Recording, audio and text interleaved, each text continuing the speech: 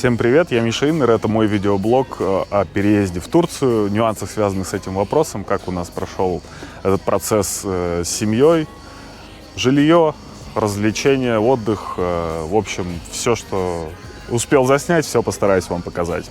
Не забываем лайки, комментарии и приятного просмотра.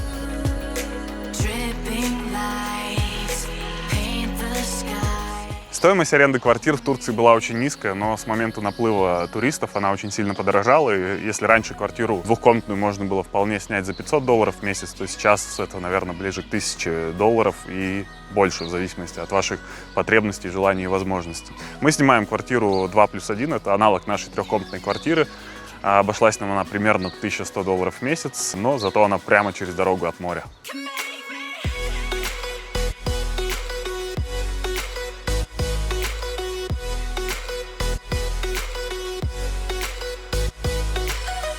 Особенность жилого фонда в Турции – это огромные балконы и вот такие вот жилые комплексы, у которых инфраструктура, как у пятизвездочных отелей. Например, есть бассейны, горки, часто бывает даже спортзал, сауна. За это дополнительно взимается плата. Это коммунальные услуги, кстати, здесь вообще не дешевые. Здесь достаточно дорогая электроэнергия, и в месяц коммуналка может выходить примерно $200. Насколько я знаю, краткосрочная аренда жилья в Турции чуть ли не запрещена законом, поэтому туристический такой вот арендный рынок, он организован через фирмы, которые позволяют тебе снять квартиру даже на месяц всего лишь. Но при этом, если ты хочешь оформить вид на жительство, то тебе нужно арендовать квартиру минимум на год. При этом договор аренды придется заверять у нотариуса, чтобы он подошел для подачи документов на ВНЖ.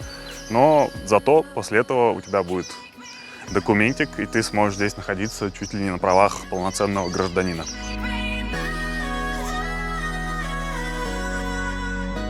Аренда автомобиля от $600 до $1000 тоже в месяц. Без автомобиля будет не очень удобно, вызывать постоянно кнопкой такси. Яндекс.Такси здесь нету, поэтому либо постоянно ждать такси, оно не такое дорогое, но это неудобно для семьи, либо $600-800 на аренду довольно посредственного автомобиля. Продукты, как в России, даже дешевле. Лира в последнее время упала, и на некоторые продукты цены совсем неадекватно низкими даже кажутся.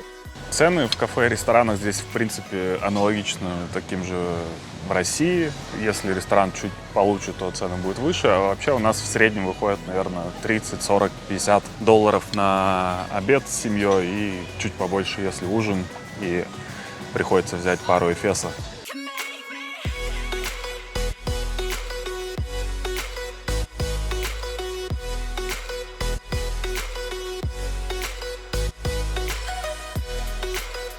Выбор ресторанов, естественно, как и в любом курортном месте, здесь на любой вкус, но, если честно, турецкая кухня достаточно специфичная, и мне из этой кухни нравится только чечевичный суп и, пожалуй, шашлык, и все. Ну, шашлык турецкой кухни не назвать, это такое международное блюдо, хотя готовят они его здесь достаточно неплохо.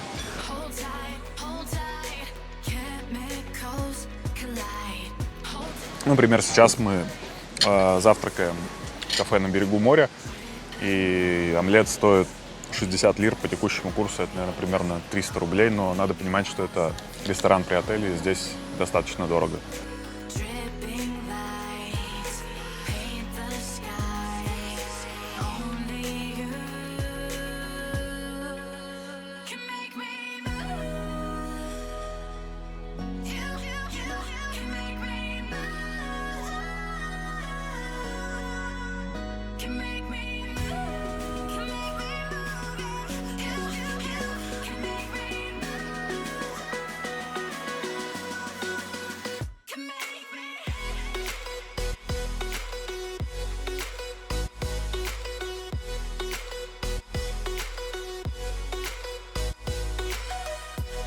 Ну, развлечения тут уже, какие у вас аппетиты, от этого и отталкивайтесь. Можно не тратиться совсем, можно ходить по барам, ресторанам, концертам, и эта статья расходов будет большой.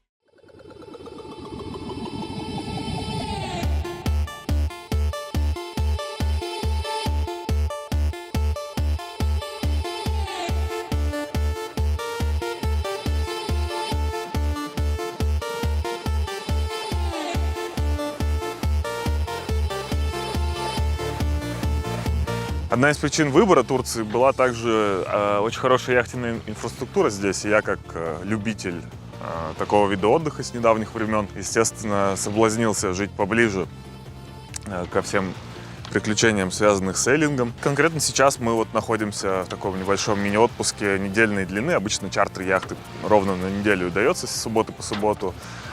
Путешествуем вместе с семьей.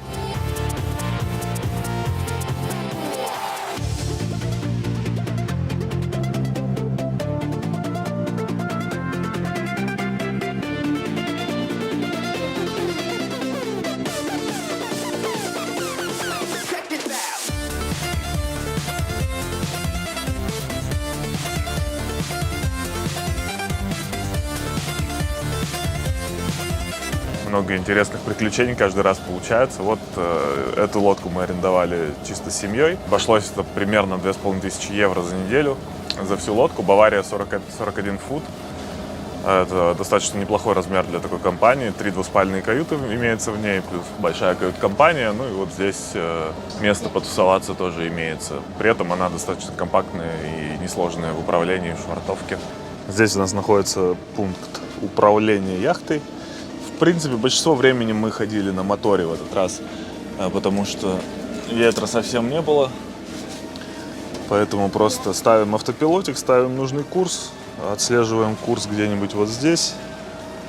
Ну, а если вдруг понадобится поставить паруса, то вот, пожалуйста, здесь все понятно достаточно, да, видите, вот 6 веревок здесь, 6 веревок здесь.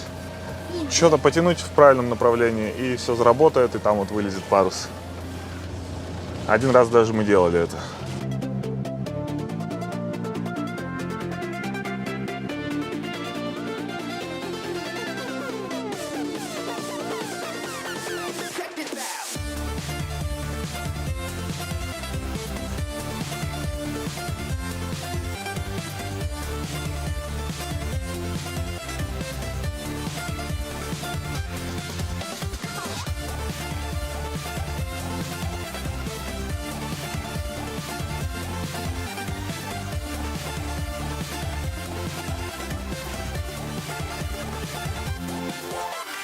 В принципе, если это на одну семью, да, это получается не самый дешевый отдых по цене какого-то прям топового отеля All Inclusive. И то даже не топового, топовый подороже стоит раза в два.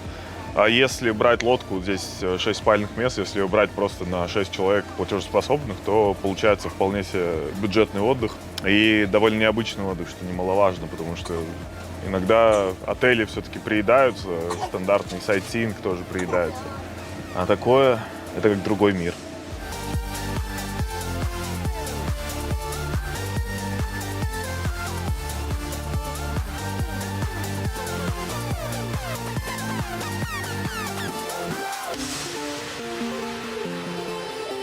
Раз уж обсудили цены, то надо обсудить, откуда вообще брать деньги, чтобы их здесь тратить. Как вы знаете, сейчас ограничения на вывоз валюты из России, 10 тысяч долларов на человека, но в принципе это довольно легко обходится с помощью криптовалюты. Найти обмен крипты на наличные деньги, что в Алании, что в Анталии, это очень просто. Буквально за 3 минуты лазения по чатикам нашел довольно надежные и проверенные варианты, у которых уже меня комиссия в районе 1-1,5% на суммы от 5000 долларов, что вполне рыночная и комфортная цена. И еще один вариант — это отправлять по SWIFT себе, если у вас получится организовать себе здесь банковский счет. Это не так просто сделать даже с видом на жительство, но если вдруг получилось, то из России можно отправлять довольно крупные суммы по SWIFT, доллары, и здесь их обменивать на лиры по выгодному банковскому курсу. Так что без денег, наверное, не останетесь. По поводу визы. Россиянам для пребывания в Турции виза не нужна, но это только на 60 дней. И потом, выехав, можно еще 30 дней побыть. То есть 90 дней за 180 дней. Стандартное правило для многих шенгенов, и для Турции точно так же работает. Все, что выше этого срока, будет уже незаконным, поэтому мы, чтобы здесь полгода прожить, оформили себе вид на жительство. Это такой документик, который выдается в местном иммиграционном офисе и дает право находиться здесь полгода или дольше. Кому-то на год выдают, нам выдали на полгода, нам больше и не надо было, потому что осенью планируем мы уезжать уже. Процесс довольно-таки простой, если погуглите список документов. Но единственное, что желательно привезти из России апостилированные свидетельства о браке и свидетельства о рождении на детей, если вы хотите семьей подаваться. Если вы холостой одиночка, то ничего этого не надо, просто все свои документы подготовить, перевести, нотариально заверить. Ну, в общем, список есть, если самому впадло заниматься, найти помогайку за $100-200, который вам полностью все подготовит, тоже проблем не составит. Ну и в целом о своих впечатлениях от проживания в Турции уже на данный момент мы здесь 4 месяца живем, мы намотались по разным съемным квартирам, наконец-то осели уже в конечном варианте, которым будем до конца нашего пребывания в Турции, до конца лета. И я абсолютно точно могу сказать, что нам здесь жить нравится, причем неважно, это был либо не туристический сезон, когда еще было прохладно и довольно одиноко на улицах, либо сейчас, когда толпы туристов здесь и куча движухи такой туристической, и на улицах повсюду магазины, кафешки тебя зазывают. В любом случае максимально комфортно получилось нас это время здесь провести, потому что несмотря на то, что страна мусульманская, они, в принципе, турки достаточно близки к нам по менталитету. Что-то есть такое, знаете, у нас общее. Немножко подучил язык, немножко влился в культуру вождения, культуру там развлечения этой страны. Как-то получилось здесь освоиться, и нету такого ощущения, которое возникало, например, после месяца жизни в Таиланде, что вот как будто бы здесь все вокруг чужие, и тебе надо домой. Может быть, это связано с тем, что дом подотняли немножко сейчас, но не суть. В любом случае, если у вас возникает мысль съездить, попробовать пожить в Турции, тем более в теплое время года, то это однозначный рекомендацион, как говорит Птушкин, да, потому что место идеальное по многим параметрам. Есть море, есть солнце, есть хороший климат, есть дешевые цены, есть куча инфраструктуры, куча недвижимости для проживания. В общем, почему бы и нет, когда да. Такая история нашей не самой запланированной поездочки на проживание в Турции. Надеюсь, вам понравилось. Ставьте лайки, комментарии и увидимся в следующих выпусках хайлайтов или влогов. С вами был Миша Иннер. Пока-пока.